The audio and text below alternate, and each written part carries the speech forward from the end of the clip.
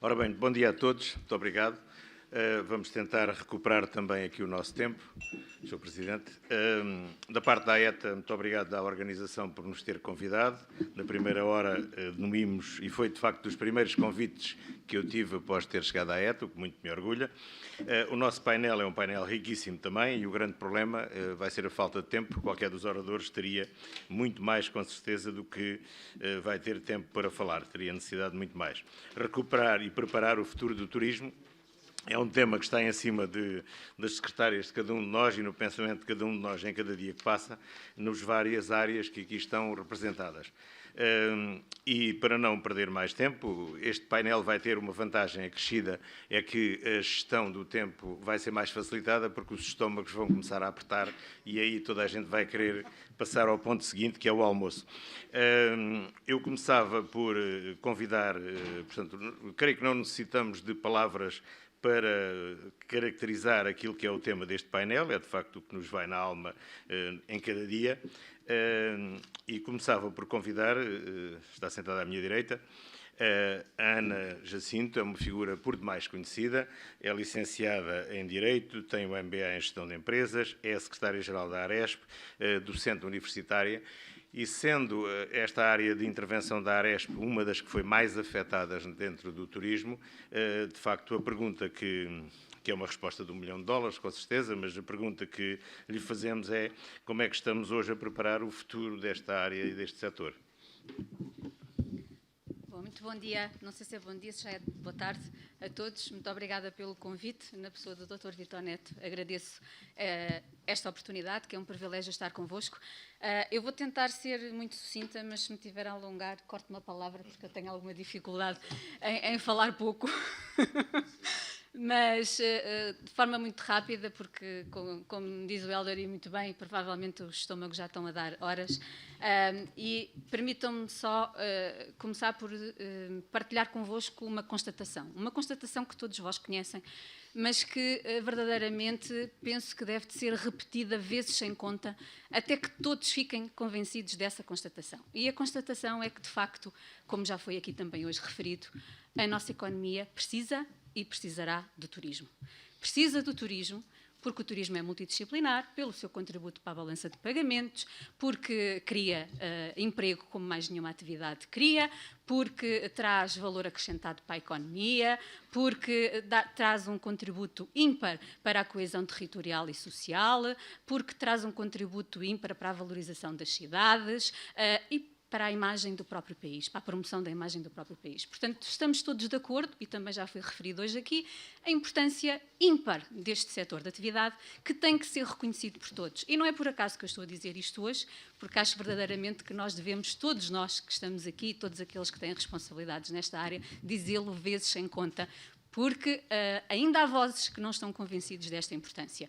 Esta era a primeira nota que queria partilhar convosco. E que é tão importante o turismo, nós também precisamos de estratégias conjunturais e estruturais que ajudem à retoma deste setor. Como o Hélder disse bem, as atividades da restauração e do alojamento foram daquelas que foram mais impactadas negativamente com a crise pandémica. Agora estamos a ser avassalados por um outro tipo de crise, com o aumento dos custos da energia, como sabem, os custos dos combustíveis, das matérias-primas, trabalhamos essencialmente matérias alimentares, a inflação das matérias alimentares, que pouco se fala, ainda é 3 vezes superior em relação à inflação normal e, portanto, tudo isto, obviamente, que está a impactar negativamente com os nossos negócios, e se há 2 meses atrás tínhamos a expectativa de que, de facto, estávamos aqui já a entrar numa retoma, hoje não temos a certeza se vamos entrar nesta retoma ou se não vamos entrar. Há, de facto, dados e indicadores relevantes, ainda há bem pouco tempo na Bolsa, na BTL, as entidades regionais foram questionadas a este propósito e foi curioso que todas as entidades deram nota de que, de facto, havia notícias de um crescimento, não sabemos se esse crescimento se vai consolidar ou não, mas a verdade acabou as expectativas. Com tudo aquilo que aconteceu recentemente, já não temos outra vez certezas de nada. E, portanto, é preciso ajudar este setor a consolidar-se e a retomar de uma forma mais ágil, mais rápida, para que, de facto, a economia também retome e o país também retome. E, para isso, não vale a pena estar aqui a dar muitos números, mas todos nós sabemos que, durante a pandemia, o setor perdeu comparativamente com 2019, em 2021, dados de 2022 ainda não temos, perdemos cerca de 76.300 postos de trabalho neste setor. Perdemos quase metade das receitas turísticas, comparando 2021 com 2019. Atingimos no primeiro trimestre de 2021 o pico das insolvências nestes setores e, portanto, alguma coisa tem que ser feita. E do nosso ponto de vista, do ponto de vista da Aresp, que também já devem ter ouvido falar muitas vezes das nossas propostas, fizemos um conjunto de propostas uma vez mais para ajudar a que, de facto, sejam implementadas rapidamente estratégias, volto a repetir, quer conjunturais, quer estruturais, porque já não vamos só com estratégias estruturais ou conjunturais, temos que tratar estes assuntos nestes dois patamares.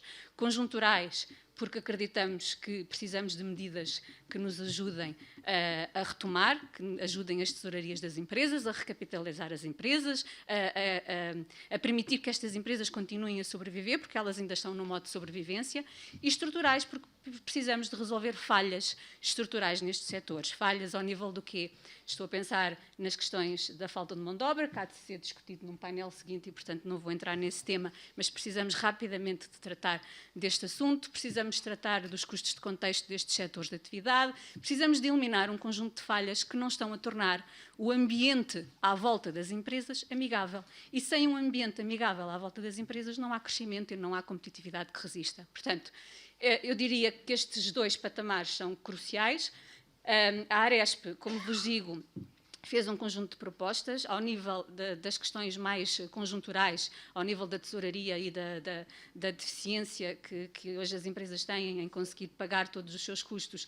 Nós, acima de tudo, o que defendemos é uma revisão em baixa dos encargos fiscais.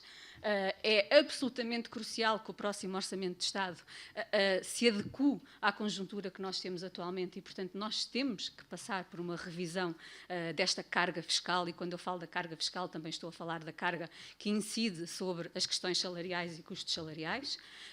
Aqui não posso deixar de destacar, e já me ouviram falar neste tema inúmeras vezes, mas irei repeti-lo também vezes sem conta, porque acreditamos que é absolutamente crucial, a questão da descida do IVA dos serviços de alimentação e bebidas para a taxa reduzida.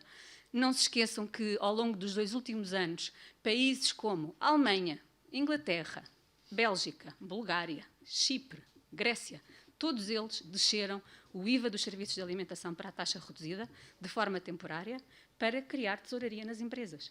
Não é para descer preços ao consumidor, não é para ter tesouraria direta nas empresas. E isto foi feito. Portugal, mais uma vez, não seguiu este objetivo e continuamos com taxas 13%, no caso da restauração, e 23%,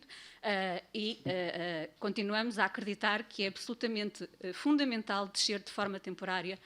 E, ao mesmo tempo, há outra questão que ficou pendente já há alguns anos, que é a uniformização da taxa nos serviços de alimentação e bebidas, que, como sabem, ainda temos muitas das bebidas à taxa de 23%, o que também não é aceitável.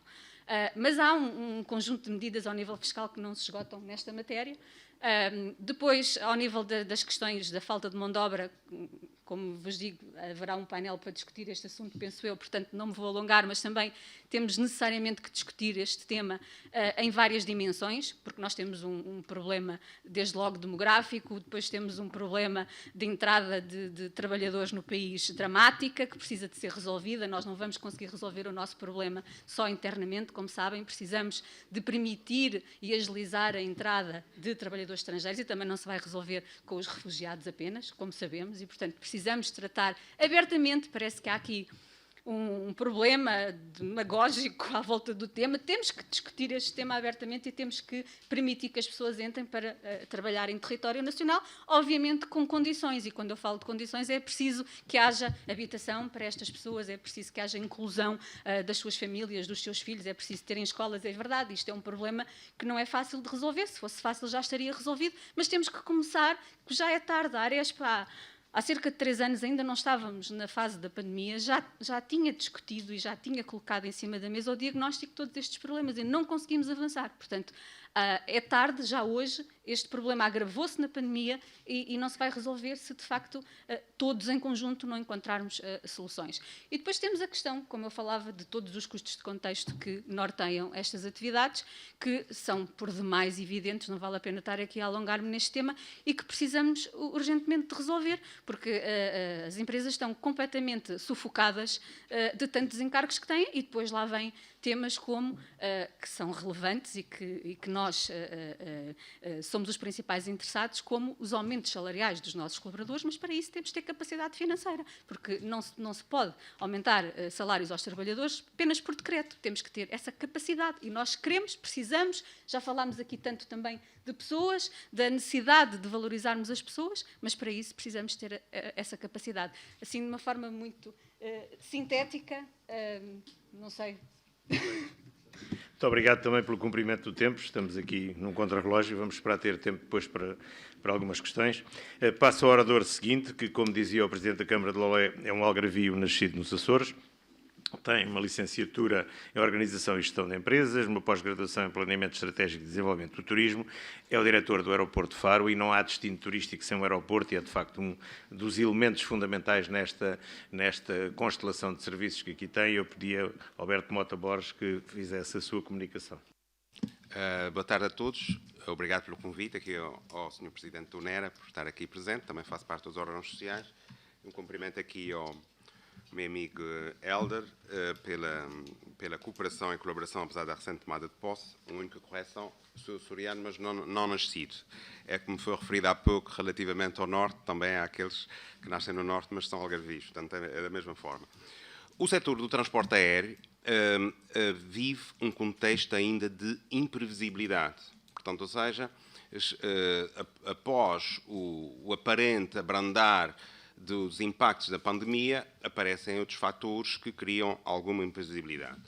E a aviação continua em alguma instabilidade. Nós vivemos o pior momento da história da aviação dos últimos 2 anos. Portanto, ou seja, para referir 2 números, o aeroporto de Faro, em 2020, perdeu 75% do tráfego. Ou seja, estamos a falar de uma atividade que é de capital intensivo, o negócio per si, e de mão de obra intensiva. Portanto, isto é um impacto brutal na nossa forma de funcionamento. E não tivemos, naturalmente, quaisquer apoios. Obviamente que nós preservamos o nosso ativo mais valioso, são os recursos humanos, que é o know-how que nos permite, neste momento, recuperar a atividade à medida que vão-se iniciando as operações. Naturalmente que nós tudo faremos para recuperar a operação que tivemos em determinada altura. Só para terem uma nota de isto facilita se usarmos factos. Este verão, o verão IATA, portanto, para as companhias aéreas, o verão IATA é do último fim de semana de março ao último fim de semana de outubro, temos cerca de 90% dos lugares que tivemos em 2019. Portanto, ou seja, cerca de 90% daquilo que era a oferta em 2019, teremos este verão. Obviamente, podem dizer assim, quantos passageiros? Os lugares, se não vierem ocupados, no limite, são poucos passageiros. Portanto, ou seja, as companhias fizeram o seu trabalho, companhias aéreas, os aeroportos, a negociação, tudo o que é feito com os nossos parceiros locais e nacionais, e os lugares estão disponíveis, 90% dos lugares. Por exemplo, 2 notas, nós temos 8 novas rotas, que nunca tínhamos tido, e temos 13 novos serviços. A diferença entre nova rota e serviço, o serviço são aeroportos que já eram operados por outras companhias e passam a operar uma nova companhia, aumenta a concorrência, a competitividade e a oferta. Naturalmente que as ligações aéreas são fundamentais para a conectividade e a conectividade é um driver fundamental para a recuperação do turismo na região.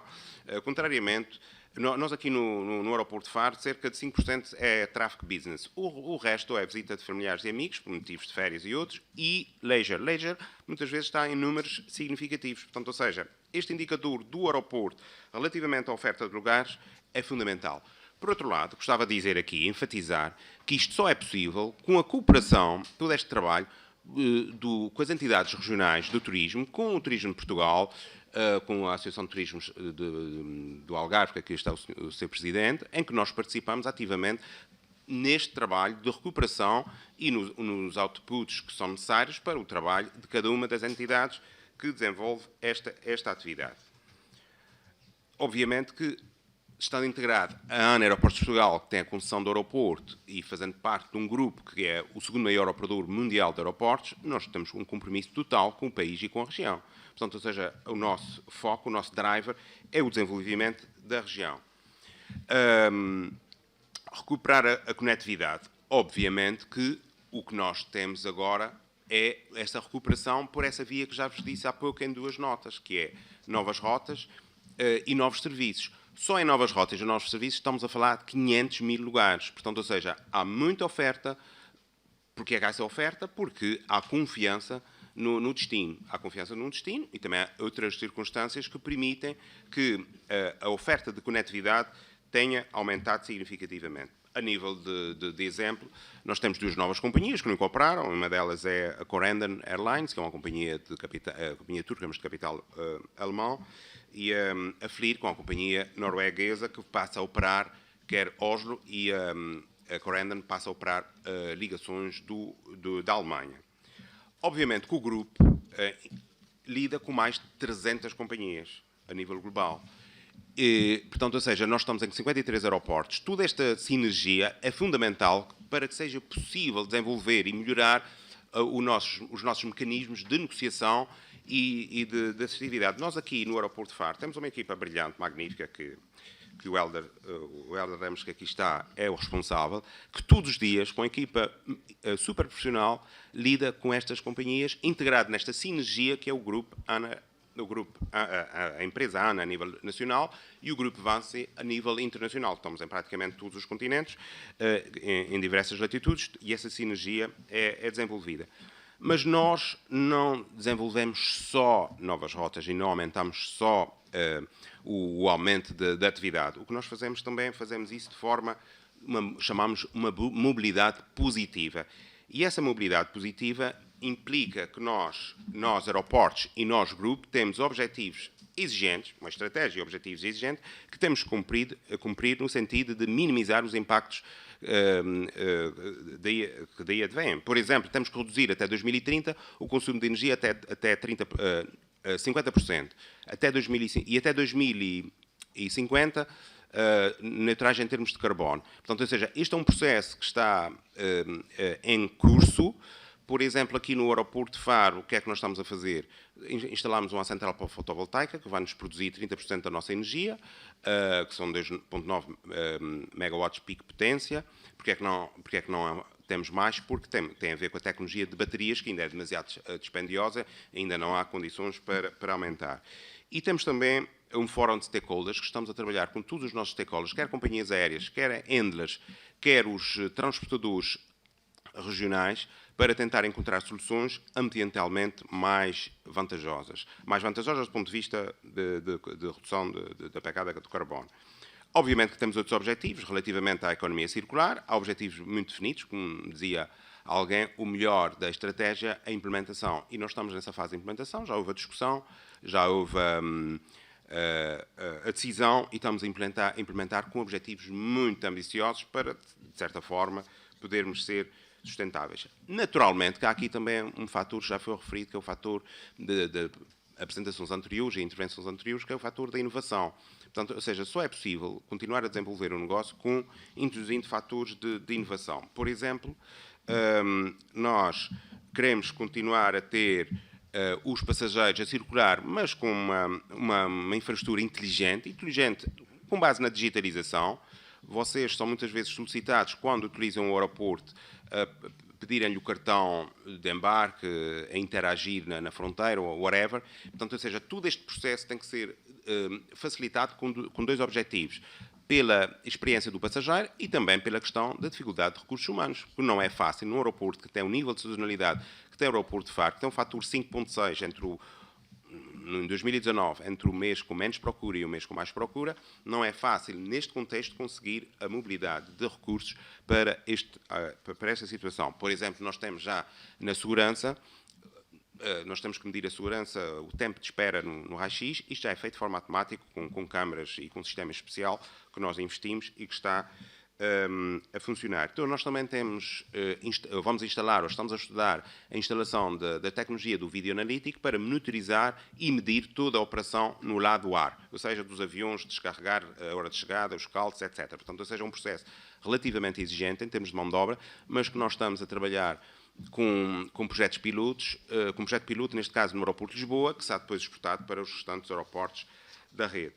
E também caminharemos para outros, na inovação para a operação de excelência. Por exemplo, toda a gente que viaja para países não Schengen e terceiros tem algum comentário a fazer sobre o controle de fronteira. Nós estamos a trabalhar no aeroporto de Lisboa num teste que é um seamless flow, para que não haja esse contacto. Obviamente estamos a falar de medidas regulamentares, estamos a falar do acordo de Schengen, estamos a falar do conjunto de normas que têm que ser testadas, trabalhadas com a Frontex e depois implementadas. Portanto, ou seja, a prazo, o próprio layout do aeroporto de Faro tem muito este impacto, porque 50% dos nossos passageiros são ingleses. Os ingleses, ao passar na fronteira, têm uma determinada gestão de fluxo e isso é o que estamos a fazer para efeitos de melhoria da experiência do passageiro ao encontro de experiências mais simples. Eu ia fazer um comentário, mas já não está cá. Um amigo meu costuma ir muito aqui de Vila Moura, costuma ir muito para Lisboa e raramente vai ao aeroporto, porque depois vai de carro para o aeroporto e depois tem que esperar pela segurança e depois vai... Portanto, este processo que nós temos no transporte aéreo, temos que o melhorar, porque nós concorremos com a ferrovia, concorremos com a rodovia, portanto, ou seja, é um processo naturalmente que tem que ser melhorado, quer no mercado interno, quer no mercado externo. Obviamente, no mercado externo há menos essa dificuldade, mas à medida que as pessoas viajam com mais frequência, o processo tem que ser fortemente melhorado.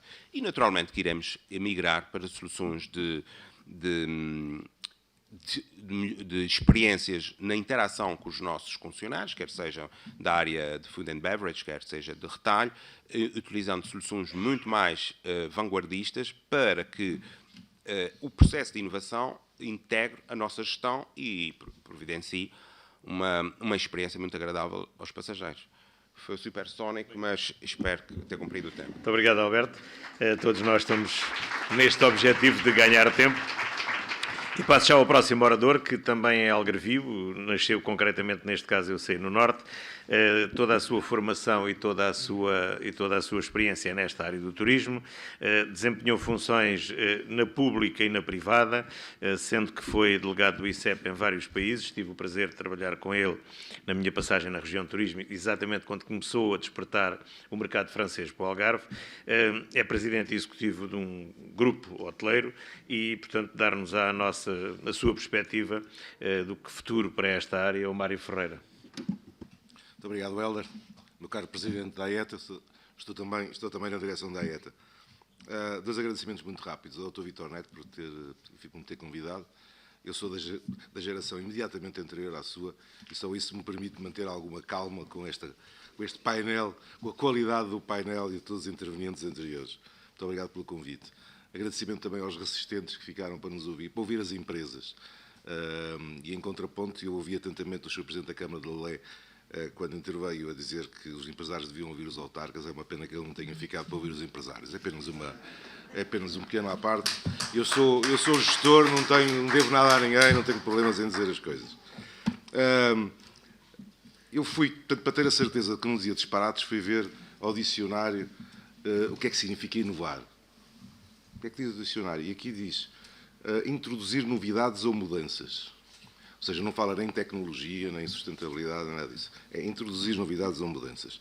Já se falou muito em tecnologia, já se falou bastante em sustentabilidade, que são dois pilares essenciais no processo de mudança. Mas há outros processos de mudança que são necessários, que estão muito mais atrasados do que a tecnologia e a sustentabilidade e que afetam a vida das empresas todos os dias. A Ana Jacinto já suscitou alguns deles e tirou-me algum palco nessa matéria, mas eu estou inteiramente de acordo com a Ana Jacinto, que, aliás, enfim, devido ao protagonismo que tem e ao facto de recorrentemente aparecer na imprensa, o tem feito de modo exemplar. Vou começar por aquilo que eu considero, e já há vários anos, e quero recordar que houve 2 congressos da água que tiveram lugar nos nossos hotéis nos Salgados bem antes da pandemia. Isso é um tema que a mim, e não só a mim, mas que a mim me interessa muito há muitos anos, Eu considero que nós temos, essencialmente, 3 grandes constrangimentos portanto, para o nosso futuro. Já que a recuperação, e é o tema do painel, a recuperação já começou. Nós este ano vamos todos ter, a menos que haja algum contratempo de última hora, mas vamos todos ter resultados, uns mais que outros, mas que se vão aproximar e até, em alguns casos, poderão ultrapassar os resultados de 2019. O imponderável é as consequências da guerra. E estou a falar de resultados comerciais, não estou a falar de resultados das empresas, já lá vamos também. Já há 3 grandes constrangimentos, sobretudo aqui no Algarve. Um foi já bastante debatido, portanto, é o tema da água. Só agora, finalmente, porque a imprensa também, antes de haver a guerra na Ucrânia, portanto, falava todos os dias do estado de seca extrema e de seca severa que se vivia em todo o país, mas com particular incidência no Algarve. Só agora é que realmente se deu uma importância muito relevante. E em boa hora foi possível, destacar cerca de 200 milhões de euros, portanto, do PRR para o Algarve, para tratar apenas alguns, dos problemas de abastecimento de água que temos nesta região. Muito recentemente, num fórum também sobre a água que teve lugar em Lagos, eu estava lá, o seu vice-presidente da Agência Portuguesa do Ambiente, que era quem, promovia a reunião, e eu perguntei-lhe muito simplesmente, mas será que as empresas privadas, se quiserem, e se tiverem interesse, e se tiverem meios, e se acharem que podem e devem fazer, não poderiam também intervir? Sei lá, com pequenas desalinizadoras, ou aproveitando hectares, com os seus próprios investimentos. Não, isso está reservado para as águas do Algarve, que é um dos monopólios que restam, é um monopólio de Estado, mas é um dos monopólios que restam. E, de facto, há muita coisa, muito mais coisas que se podiam fazer rapidamente, porque este problema da água é um problema que tem que ser resolvido rapidamente. O segundo grande problema é o problema de trabalhadores, de colaboradores. A Ana já o mencionou. Temos que encarar isto de frente. Já tínhamos penúria de trabalhadores antes da pandemia, por inúmeras razões. É verdade que a hotelaria, sobretudo nas profissões, digamos, menos técnicas, paga mal. É verdade que o Estado e as autarquias e as entidades públicas são o principal concorrente na hora de captar trabalhadores e de os retirar do turismo. Eu recordo que só durante o período da pandemia, os tais 76 mil, não sei se foram 76, mas mesmo assim é um número impressionante. Vejam a quantidade de pessoas que foram trabalhar para centros de vacinação, para como é que se diz, centros de testagem, que foram trabalhar para hospitais e que saíram da hotelaria porque têm horários certinhos, aquilo é porreiro, quer dizer, o salário não é muito mais alto, mas têm uns horários bons, não têm que trabalhar à noite, etc, etc. A carga de trabalho é muito menos exigente, digam o que disserem, é muito menos exigente e perdemos uma quantidade de gente para essas profissões. Como é que vamos atrair gente para trabalhar na hotelaria?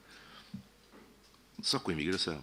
E por isso nós devíamos ter um plano, devíamos ter uma estratégia para atrair imigração com os critérios que acharem convenientes, adequados. Nem sequer, pronuncio sobre isso.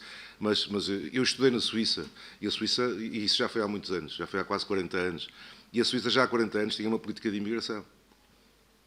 Dava permis A, permis B, permis C, aquilo estava tudo bem organizadinho e tinha os trabalhadores que necessitava. Eu não sei se é essa a estratégia, mas pense numa estratégia para atrair imigrantes para virem trabalhar. Mas se nós conseguimos trazer novos trabalhadores para o Algarve, vamos alojá-los aonde? Onde é que eles vão viver? Se nós temos toda uma política de ordenamento, quer ao nível do que é a legislação geral de ordenamento do território, quer do que é a legislação específica de ordenamento do território no Algarve, quer ainda daquilo que as autarquias fizeram ou não fizeram sobre essa matéria, é impossível, não há sítio onde alojar as pessoas. Temos dado sugestões aliás, há uma nova lei dos solos que já devia ter entrado em vigor há 2 anos, tem sido sucessivamente adiada, penso que irá entrar em vigor finalmente em 2023, vamos ver, porque o Estado tem sucessivamente obrigado as autarquias a reverem os planos diretores municipais. E depois, quando vê que elas não o fazem, adia por mais um ano, vamos ver quando é que ela entra em vigor. Mas era uma ocasião, de facto, para as autarquias, nesta como em muitas outras matérias, ao reverem os planos diretores municipais, repensassem o seu futuro e resolvessem questões como bolsas de terrenos que estão em zonas agrícolas rodeados de casas, todos já tiveram essa experiência, seguramente. Há uma bolsa de terreno aqui que tem 3 casas à volta, zona agrícola, condicionada, ZAC. Ou então REN, e tem 4 casas à volta. É preciso ter uma política de habitação, seja ela pública, e dar oportunidade aos privados fazerem também esses investimentos. Porque até agora tudo o que se tem construído, praticamente, com algumas honrosas exceções, mas muito do que se tem construído é à beira-mar, é para fins turísticos, é imobiliário turístico especulativo, que é tão bom como qualquer outro. Por isso, temos um problema de habitação, temos um problema de transportes intermunicipais. Eu tenho gente, nós temos a herdade dos Salgados, que fica, digamos, na ponta oeste do concelho de Albufeira, que não é servida por transporte público. E temos gente que vem, uns trabalham em Armação, ou melhor, vivem em Armação, ou vivem em Portimão. Não há transportes. Pois simplesmente não há transportes. E as pessoas gastam fortunas para virem, enfim, pelos seus meios próprios. Então não vêm. E depois assinam connosco um contrato porque precisam de um emprego em fevereiro e chegam a abril, abrem um restaurante em Portimão e abandonam-no imediatamente porque poupam 50 euros no transporte, o que 50 euros para muitas profissões é bastante dinheiro. Por isso, uma política de habitação que permita a atração do Algarve para novos trabalhadores e para imigrantes, e uma política de transportes intermunicipal que permita mobilidade às pessoas. Já nem falar depois nas questões de saúde, etc, etc. Essas são óbvias, todas as conhecemos, mas estas têm impacto direto na nossa capacidade, irão ter impacto direto na nossa capacidade de captar trabalhadores e de competir com o setor público na captação de trabalhadores. Se trouxermos imigrantes e se trouxermos pessoas, vamos precisar de as formar. Elas muitas vezes vêm e não falam a língua, quer dizer, nós não podemos pensar que os imigrantes vêm e vão ser todos copeiros, quer dizer, que não precisam falar com o cliente. Não, nós precisamos de todas as profissões. E essa gente precisa de aprender. Precisamos ter uma política de formação adequada se realmente conseguimos implementar uma política de imigração e uma política de habitação. E o último grande obstáculo ou constrangimento ao nosso futuro é a questão da burocracia. Eu dou-vos um exemplo muito concreto. Há um fórum de investidores imobiliários internacional, e não esqueçamos que a hotelaria, antes de ser um hotel, é um ativo imobiliário. Por isso, quando eu falo de imobiliário, não falo apenas de construir casas para vender, apartamentos, moradias, etc. Falo de construir edifícios para terem depois uma utilização, enfim, turística ou não turística. Há um fórum de investidores imobiliários e Portugal está classificado nos últimos lugares como destino interessante para projetos Greenfield. O que é que são projetos Greenfield? São projetos que partem de terrenos virgens, ou seja, temos uma folha em branco. Temos uma folha em branco em que se olha para um território ou para um terreno e se decide o que é que queremos ali fazer. E podemos decidir desde o princípio porque é Greenfield. Para ti preferem projetos Brownfield porque são, enfim, projetos já existentes, edifícios já existentes. Porquê? Porque já estão licenciados. Só por isso. Porque já estão licenciados. Digam-me um projeto recente, nos últimos 10 anos, de um investidor profissional internacional que tenha feito um projeto Greenfield. E digam-me todos os que têm acontecido na área Brownfield. A começar pelo meu próprio grupo, que está em vias de ser vendido. E posso-vos dizer que do meu próprio grupo de empresas, do universo da SAS Capital, onde constam hotéis existentes e terrenos para construção, o que atrasou o processo é que os investidores não queriam os terrenos para construção. E porquê é que não querem os terrenos para construção? Fantásticos. Fantástico. Porquê é que não querem? Porque é impossível licenciá-los. Porque é um calvário. Porque é um calvário processual. Porque é um calvário de apreciações sucessivas. Porque, porque o tempo que me dei entre pensar um projeto, porque um projeto precisa, antes de mais, de ser pensado em termos de conceito, depois precisa de ser desenvolvido em termos de urbanismo, de arquitetura, submetido às entidades, até que finalmente um dia se tenha uma licença de construção e se começa a construir. O tempo, portanto, que me dei entre a decisão de investimento e o início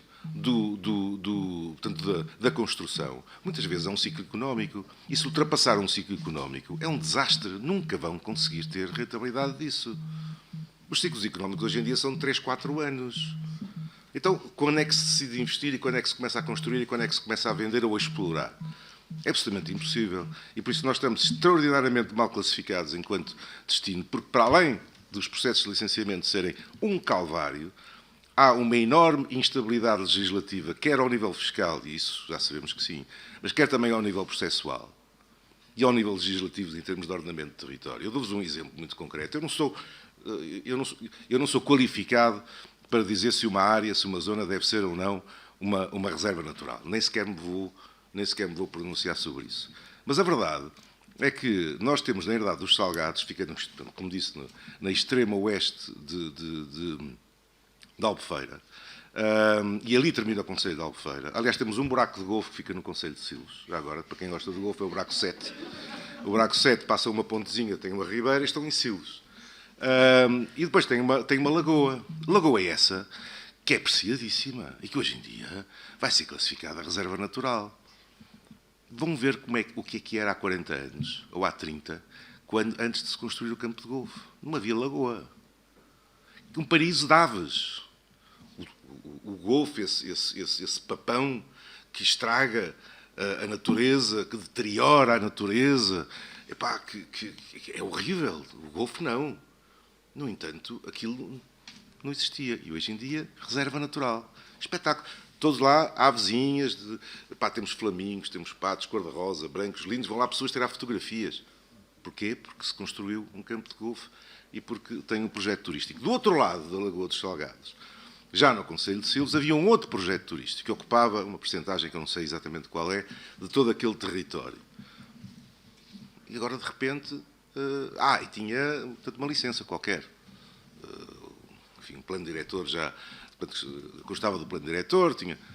De repente, tudo posto em causa e vai-se fazer ali uma reserva natural. Então, diga-me qual é o investidor internacional que olha para este panorama e diz assim, vou comprar ali um terreno porreiro para fazer um projeto fantástico de hotéis, apartamentos, campo de golfe, etc, etc. Passar 3 anos ou 4 anos, muda a lei e impõe ali uma reserva natural.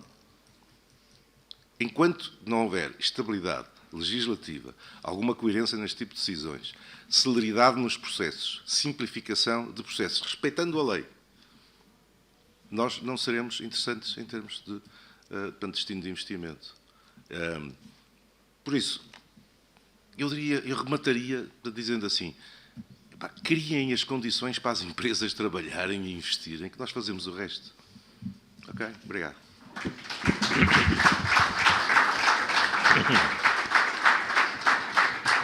Muito obrigado, Mário. Na minha longa experiência profissional, tive a oportunidade, durante alguns anos, de liderar um projeto que demorou 30 anos a ser aprovado e o investidor, que ainda era o mesmo, insistiu 30 anos depois. Lembro que há outros projetos no Algarve com muito menos anos em que o investidor se suicidou. E há 2 casos desses, pelo menos, de investidores nórdicos. Bom, para concluir esta parte de intervenções, passo a palavra ao último orador, Pedro Costa Ferreira, um jovem, há 30 anos trabalha em turismo ou mais, no setor das agências de viagens, onde é investidor, e, portanto, vai-nos falar também de um setor que foi grandemente afetado neste período, e talvez também deixar aqui uma dica, qual é a perspectiva para o futuro das agências de viagens, porque ouvimos muito falar que hoje toda a gente trata de tudo individualmente, que tem acesso a tudo através da net, não creio que seja bem assim, mas ele é presidente da APAFT, é vice-presidente, membro da Confederação Europeia de Agências de Viagens e passo-lhe imediato a palavra. Muito obrigado. Boa tarde a todos, boa tarde. Um especial agradecimento ao meu amigo Vítor Neto pelo convite, é um prazer. Eu estou agora a fazer aqui a parte antipática, que sou eu que vos separo do primeiro croquete a ser servido e, portanto, vou tentar ser relativamente sucinto e vou terminar com a nota que o Hélder me pediu sobre as agências de viagens e o seu futuro. Para falarmos de futuro de agências de viagens ou de qualquer outra empresa no turismo, vamos ter que começar pelo título, é recuperar e preparar o futuro. Temos que recuperar, não vou alongar, a Ana já falou muito nisso e bem, mas de facto temos todos que perceber que a maioria das nossas empresas e as agências de viagens também estão com os capitais próprios destruídos, têm necessidade de financiamento e, porque estão com os capitais próprios destruídos, não têm acesso a esse financiamento. O tema da recapitalização é absolutamente fulcral neste momento. Já todos nós percebemos que as pequenas e microempresas, a generalidade das agências de viagens e das empresas de turismo são pequenas e microempresas, não poderão recapitalizar-se em processos que dependam do Banco de Fomento. Não sei se os senhores do Banco de Fomento conseguem perceber a dificuldade que é aceder ao crédito através do Banco de Fomento. Provavelmente não conseguem perceber porque não têm essa necessidade de financiamento, são financiados eles próprios. Mas para uma microempresa ou para uma pequena empresa é absolutamente impossível aceder ao financiamento, à recapitalização através do Banco de Fomento.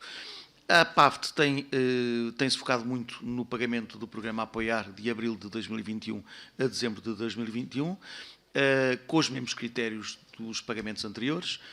Julgamos que isso seria um passo de gigante e um modo bastante fácil de permitir a recapitalização de muitas microempresas e provavelmente impedir a falência de um número significativo, agora que na recuperação as necessidades de tesouraria se vão aumentar. Falamos muito em aumento do volume de negócios ou recuperação do volume de negócios. Em termos empresariais não tem nada a ver com falta de necessidade de tesouraria, é exatamente o contrário. As empresas hibernadas resistiram mais do que as empresas em retoma de negócio, mas com grandes necessidades de tesouraria. Isto é fulcral. Segunda nota, entrando um bocadinho na preparação do futuro, para um produto. Eu acho que preparar o futuro é trabalhar em futuro para trabalhar em produto, para além do óbvio. Para além do óbvio é para além das regiões óbvias, Porto, Lisboa, Algarve e Madeira, e nas regiões óbvias para além daquilo que é tradicional. E o João Fernandes acabou de falar nisso, no trabalho que foi feito pelo Algarve nos últimos tempos, que fez com que a sazonalidade diminuísse por causa da diversificação de mercados, e eu julgo que estas novas valências e novas atrações às mesmas regiões, já com êxito, serão certamente muito bem-vindas. Nunca em contradição ou em conflito com valências adquiridas ou com situações competitivas adquiridas. Eu hoje dormi num hotel no Algarve que estava com 65% de ocupação por causa dos golfistas. E vai, provavelmente, em crescendo e vai até outubro. Portanto, e não era nenhum do Mário Ferreira. Imaginem se fosse. Terceira nota, sobre promoção, preparando o futuro, com muita preocupação. Acho que temos que dar uma resposta muito rápida a uma questão fundamental. Queremos poucas marcas regionais relevantes ou queremos um caleidoscópio de marcas locais absolutamente insignificantes? Falamos todos que temos muito pouco dinheiro para a promoção.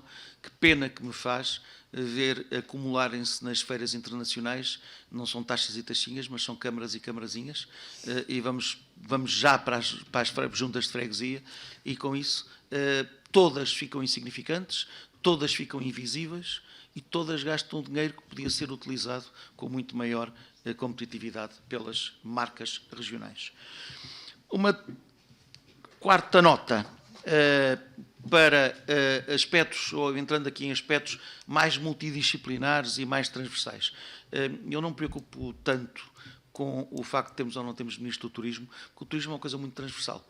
Eu prefiro um Ministro da Economia com força política do que um Ministro do Turismo fraco politicamente.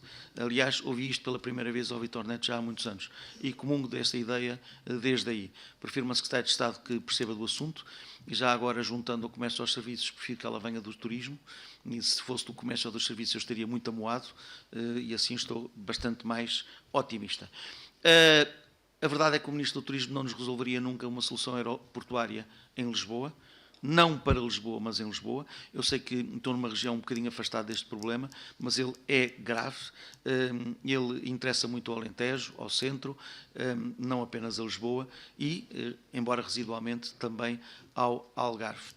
De qualquer maneira, às vezes parece que o Algarve, e estou de fora, observo, parece que tem um bocadinho de pena de estar fora desse problema, porque estamos a falar de um problema que não é do Algarve. Ainda bem que o problema não é do Algarve.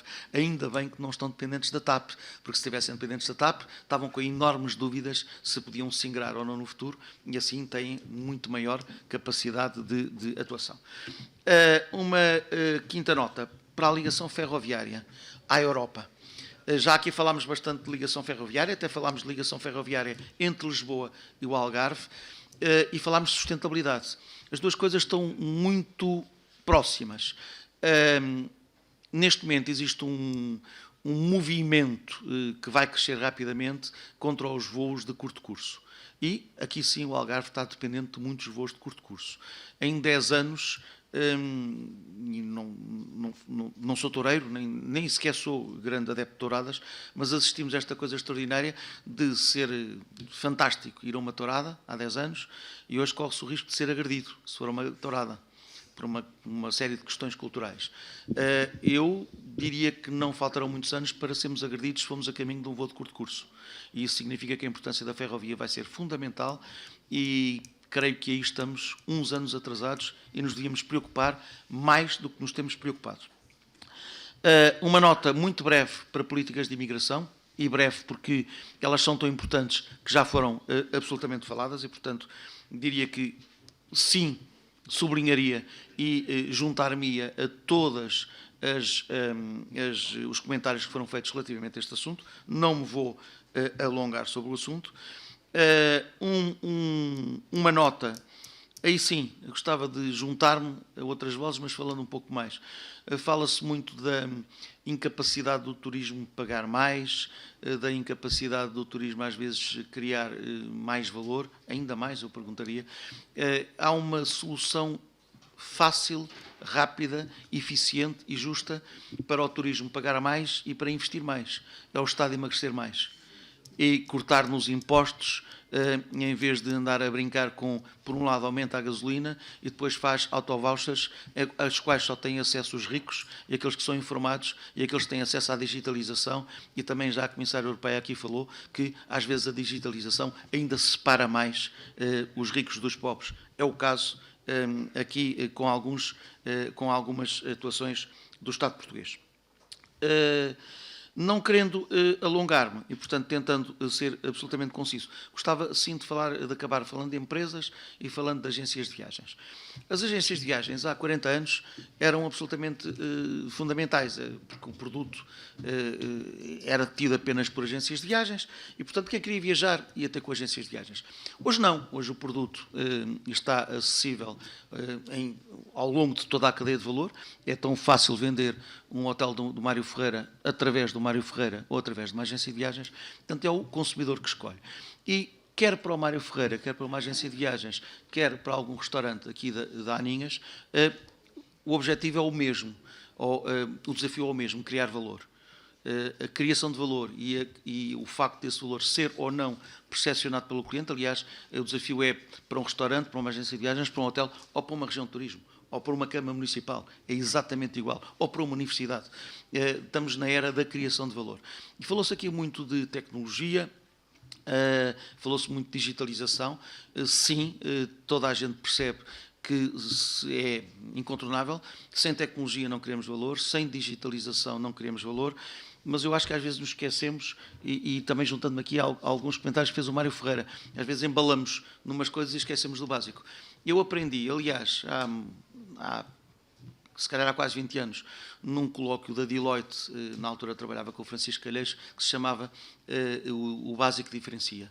Nós continuamos com tecnologia, continuamos com digitalização, mas são os serviços humanos, são os recursos humanos que diferenciam e, para diferenciarem, não é necessário criarem a Amazon ou fazer a coisa mais extraordinária do mundo. Eu digo isto, sempre falo em universidades, porque às vezes vejo nos alunos uma tensão enorme neste mundo tão competitivo. O que é que eu vou inventar para se ingrar na minha vida? E eu costumo dizer, se atendes o telefone ao terceiro toque, ou se, no caso de uma agência de viagens, fores atrás da viagem, ao longo da viagem, ou fores fazer o pós-venda, ou no restaurante souberes não interromper a conversa, ou falar, ou dirigir-me ao cliente pelo nome, se pelo menos é a quinta vez que ele lá aparece, ou num hotel ter a roupa bem engomada e um cisne bem feito, ou não entrar no quarto quando está do not disturb. Tudo isso é o básico, mas quem faz bem o básico continua a diferenciar, porque a grande verdade é que andamos todos na era da tecnologia e da digitalização e eu em 2019, melhor ano turístico, chegava ao Algarve com alguns grupos para um hotel de 5 estrelas e não tinha bagageiro para tirar as bagagens da carrinha. E tu, Mário, sabes que isso é verdade. Portanto, às vezes andamos na Lua e faz bem voltarmos à Terra. As agências continuam a criar valor. Em 2019 tinham batido números recorde e, portanto, só existe quem cria valor atualmente. E tiveram, durante a crise, e vou fechar, duas oportunidades fantásticas. Uma com potenciais clientes e outra com novos clientes. Potenciais clientes, todos os turistas que perderam dinheiro em sistemas de reservas que competem com as agências de viagens. Que, entretanto, quando os voos desapareceram ou os hotéis não abriram portas, simplesmente deixaram de comunicar.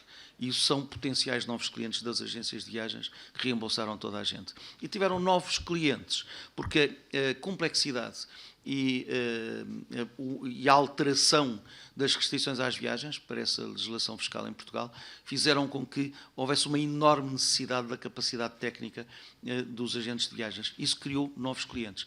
O grande desafio das agências, a partir de agora, é o de todas as outras empresas, é que com criação de valor consolide estas novas oportunidades que passaram por elas durante a pandemia. Muito obrigado, Walter. Muito obrigado, Pedro.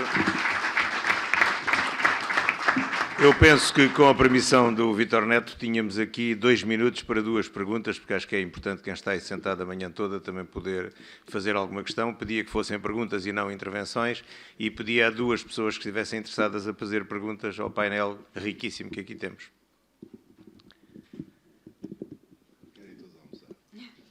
A primeira é se há croquetes. Exatamente. Penso que o estômago vence. Muito obrigado, foi um prazer. Helder. Sim, força. Helder, deixa-me só dizer 2 coisinhas muito rápidas. Ana. Ana, força. Não, já que não se esgotaram estes 2 minutos, eu queria aproveitá-los só para partilhar convosco aqui uma questão, até na sequência daquilo que disse o Pedro.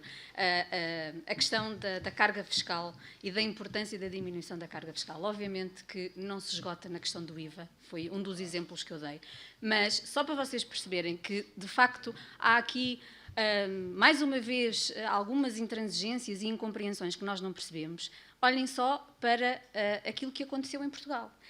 Nós, se descêssemos o IVA dos serviços de alimentação e bebidas de forma temporária, estamos a falar de 1 ano, o custo desta medida eram cerca de 90 milhões de euros.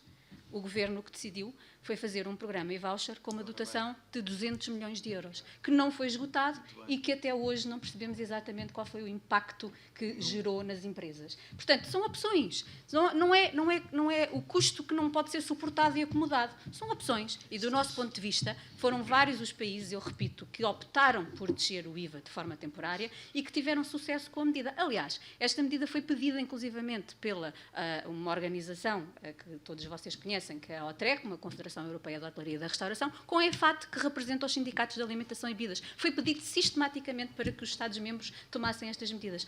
É uma opção. Portanto, era só para salientar. Nós achamos que é importante mexer na carga fiscal, não se esgota na questão do IVA, repito, se calhar há outras medidas e há certamente tão importantes quanto esta, mas para nós era vital para ganharmos tesouraria nas empresas. E, mais uma vez, foi uma opção tomada.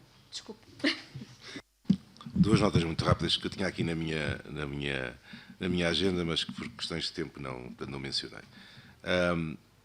Os empresários aqui presentes já ouviram falar no SAF-T. O SAF-T é um ficheiro Excel que as empresas, todos os finais de mês, ou enfim, no início do mês seguinte, têm que enviar para a autoridade tributária, em que nesse ficheiro Excel estão lá todas as transações efetuadas. O nome das pessoas, o montante, como é que foi feita a transação, está lá tudo. Ou seja, no fundo, todas as faturas. Está lá tudo. Tem que ser enviado. Ora, como devem imaginar, se uma empresazinha fizer 3 vendas, isto é fácil de fazer. Se estivermos a falar de uma sociedade, por exemplo, como a minha, que gera 9 hotéis, em que há meses em que temos, enfim, 11, 12, 13 milhões de euros, portanto, de faturação global, IVA incluído, é gigantesco. Sabem qual é o único país do mundo que tem ficheiros SAF-T? E que o sistema fiscal obriga as empresas a enviar ficheiros SAF-T? Somos nós. Criação nossa, muito inovador, extraordinariamente inovador, porque permite ao fisco controlar com um detalhe e uma minúcia total o que é que são a faturação das empresas. O que é que se teve como consequência? Que os sistemas de faturação, que são sistemas informáticos, não é, tiveram que se adaptar e criar e desenvolver programas para dar satisfação à realização destes ficheiros SAF-T e que eles fossem corretos. Nós, nos nossos hotéis, usamos portanto, o Opera, que é o líder mundial. É para que anda há 2 anos, ou há 3, a batalhar para conseguir, e ficam espantadíssimos, porque é o único país do mundo que criou uma coisa desse tipo. Não contentes com isso, resolveram que, a partir do dia 1 de janeiro de 2022, as faturas tivessem que ter um QR Code. Mais uma vez, os sistemas de faturação tiveram que se adaptar e tiveram que desenvolver esses programas. Uns são mais simples, outros são mais complexos. Só para terem uma ideia, a minha empresa gastou 200 mil euros para fazer esta adaptação. Qual é o retorno que vamos ter disso? 0, quer dizer, é menos de 200 mil euros. Segundo tema, e portanto, para fechar, entrou há uns dias, foi publicado um aviso de um programa de apoio às empresas, que inclui o turismo, para eficiência energética. Anunciado com poupa em circunstância, 300 milhões de euros. E foi avisado que aquilo era até maio e era numa base de first come, first serve. Começamos todos a olhar para aquilo, a ver o que é que dava.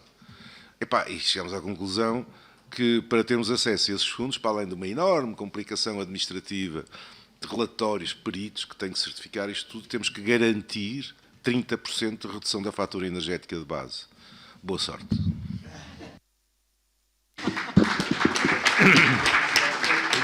Muito obrigado a todos. Certamente que as conclusões neste e noutros painéis constarão nas conclusões finais e serão remetidas a quem de direito. Foi um prazer. A convite da organização, penso que temos um painel seguinte à volta da mesa, que não é simplesmente para comer, mas sim para troca de impressões. É para isso que estamos aqui. Muito obrigado.